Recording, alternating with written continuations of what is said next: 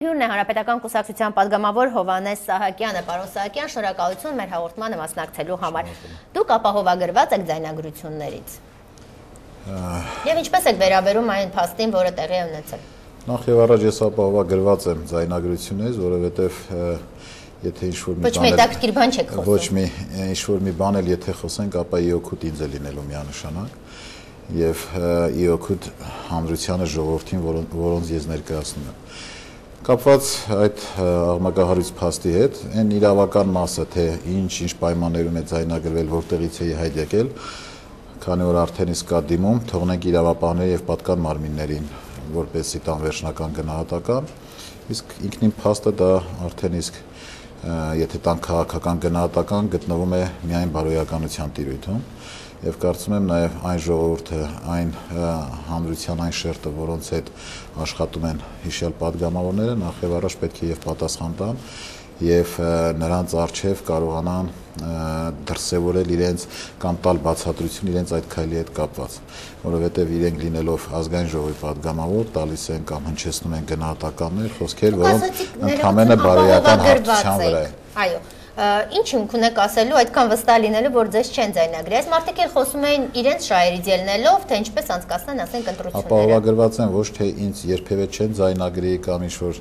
իմ զրուցակիցը համապատասխան ձայնագրությունը չի ներկայացնի կամ եւ այլ, այլ ապահովագրված եմ այն հանրության կամ ժողովրդի այն հատվածի մոտ, ում հետ աշխատում եմ, նրանց հանդեպ ես ազնիվ եմ, ապահովագրված եմ այս առումով։ Լավ, Սերժ Սարգսյանը համագումարի ընթացքում խոսում էր հանդուրժողականությունից, ժողովրդավարությունից։ Ինչու ազգային ժողովի մեծամասնությունը հանդուրժողական չի եւ չի ցանկանում, որ գոնե էթիկայի հանձնաժողովում, ասենք, ընդդիմությունը մեծամասնություն կազմի։ Ի սկզբանե շեշտադրում է եւ հարցադրում այլ հարթության մեջ է։ Ես խուսափեմ օգտագործել սխալ հարցադրում է, որովհետեւ հանգիստ կարող եք ասել, ես հանդուրժող եմ։ Այո, մենք հանդուրժելով ասում ենք, որ ոչ այդքան ճիշտ է հարցադրումը, չօգտագործելով սխալ եզրույթը, այնուամենայնիվ բուն էության անցնելով պետք է ասեմ, որ էթիկայի հանձնաժողովի հիմքում դրված էր հենց հավասարության սկզբունքը, ընդդիմություն եւ իշխանություն, եւ եթե նայենք 24-ի 1 կետը, այնտեղ տալիս է թե ինչպես է կազմավորվում, այնտեղ հենց այդտեղված է այդ միտքը։ Իսկ հանդուրժողականությունը մենք թե ինչի նկատի ուներ Սերժ Սարգսյանը մեր համագումարի ընթացքում հնչեցրած ելույթին, ես պետք է ասեմ, որ նախ եւ առաջ ելույթը ինքնին եւ կոնցեպտուալ էր եւ ավելի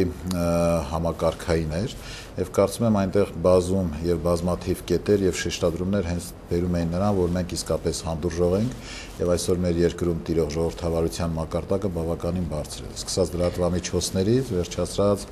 նաեւ ազգային ժողովի պատգամավորների արդեն իսկ նոր որակի դրսևորում։ Լրատվամիջոցների մասով օրինակ ես ինքս չեմ կարող համաձայնվել, որովհետև եթե հրազրկված հեռուստաընկերության լրագրողում, եթե նույնիսկ որևէ հեռուստաընկերություն 20 րոպե է տրամադրել մեր լուրերը թողարկելու համար, մենք դա չենք կարող կոնկրետ մենք համարել, որ կոնկրետ ես, որ եթեր վերադարձել ենք։ Նախ ինչ-որ չափով եթերի հետ կապված անդրադառնանք, կարծում եմ, որ ինչ-որ մի չափով վերականգնվել է եւ հետագայում կարծում եմ, որ դա ավելի կընդլայնվի։ Իսկ եթերի առումով, եթե կան որոշակի չափանիշներ եւ նշաձող, պետք է տվյալ հեռուստաընկերությունը համապատասխանի եւ այդ համապատասխանությունը չի որոշվում իշխանական թե ընդդիմադիր ուղղվածություն ունեցող լրատվամիջոցով։ Պարոն Սարգսյանը ասել է, որ այլևս այդպես չի լինելու, այսինքն վերևներից չեն ասելու։ Կարելի է ենթադրել, որ մինչեւ այդ վերևներից ասել են, եթե շարունակենք այս թեման, շատ երկար կլինի եւ ես կարող եմ ապացուցել, որ տվյալ ամենքնուսի դեպքում դա այդպես չէ։ Անցնենք մյուս հարցերին։ Ձեր ժամանակը չանդրադառնամ, բայց այդ կարծիքին չեմ ընդհանրում։ Դա ձեր իրավունքն է։ Եվ ինչպես եք վերաբերվում այն լուրերին, որ Սերժ Սարգսյանի ելույթը միանշանակ չի գնահատվել եւ շատերը գտնում են այն իրականության հետ կապ չունի եւ նախընտրական քարոզ են։ Բնական է, որ միանշանակ չեր ընկալվելու, որովհետև մեր չասեմ հանրության, բայց քաղաքական դաշտում կա մի որոշակի շրջանակ, որոնք ցանկացած դրսևորում, ցանկացած քայլ ընկալում են միայն վատ կամ սև գույներով։ Եվ նրանց համար ցեխաջուրը հանդիսանում է որպես այդպիսի ներկաբնակի ինչ-որ մի գույն։ Բայց որևէ կապ չունենալով ելույթի տեքստի հետ կամ չուսումնասիրելով ելույթի տեքստը, ինքնին կարող էր նաև ենթադրվել որպես նախընտրական, որովհետև նախընտրական համարելով նախ եւ առաջ մենք հասկանում ենք, ընկալում ենք, որ այս համագումարով նաև ուրվագծելու է այն քայլերի հաջորդականությունը, որոնք մենք պատկերացնում ենք հետագա 5 տարիների ընթացքում, եթե մեր տեխնացուն ընտրվի որպես երկրի նախագահ եւ պետք է պաշտոնավարի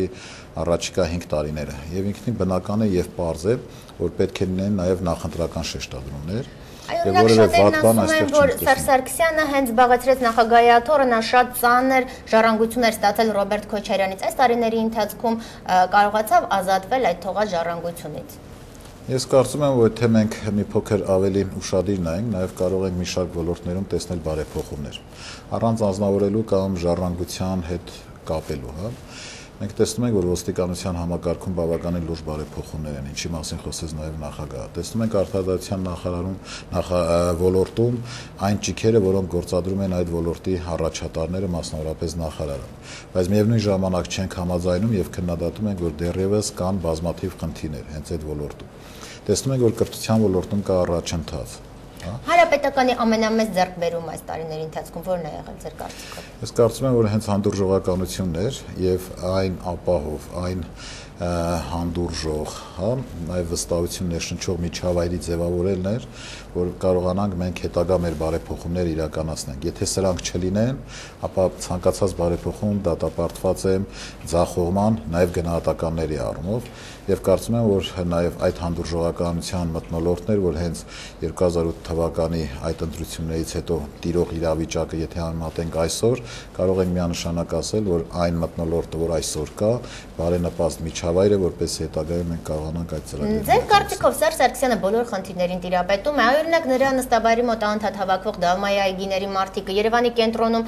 իրենց բնակարանները կորցրած մարտիկը անընդհատ ասում են, որ Սերժ Սարգսյանը տեղյակ չէ իրենց խնդրին եւ իրենք խաբված են եւ նշում են նույն պաշտոնյաների անուններ, օրինակ նրա վերահսկողության ծառայության պետի անունն են տալիս, որը իրենց խաբել է։ Կարծում եմ մեր երկրի նախագահը Սերժ Սարգսյանը բավականին իրազեկված, հա, որպես երկրի ղեկավար եւ բավականին հավասարակշռված քաղաքականություն է իրականացնում եւ կառավարում։ Եվ կարծում եմ, որ տարբեր խնդիրների հետ կապված, եթե կա հրատապություն կամ օպերատիվ նաև լուծումներ, անում է այն, ինչ որ անում է հենց նախագահը, այսինքն լսելով նաև տալիս է դրանց լուծումները, երբեմն այդ հավաքները կամ ասենք ինքնաբուխ թե ուղղորդված լինում են նաև ենթատեքստերով եւ որոշակի շահադիտական նպատակներով, այդ իսկ պատճառով դա լավագույն օրինակը չէ, որ մենք կարող ենք այսօր քննարկել կոմպետենտ լինելու թե չլինելու նախագահական ընտրությունները կլինեն ազատ, արդար եւ թափանցիկ, խնդրել կարճ։ Երաշխիքը նախ եւ առաջ մեր հանրային վստահությունն է եւ հանրային վերահսկողությունն է, այսինքն եւ իշխանության այն քայլերը եւ միտումները, որոնք վերջին տարիներին մենք ականատեսն ենք եղել եւ այն մարտահրավերները գլոբալ առումով դրսից, որոնց առաջ կանգնած է մեր պետությունը, մեր երկիրը։ Կարծում եմ այս ամբողջի իրացնելու պարագայում մենք կունենանք ազատ արդար ընտրություններ։ Շնորհակալություն, պարոն Սահակյան, մեր հաղորդմանը մասնակցելու համար, իսկ մենք շարունակում ենք թողարկումը։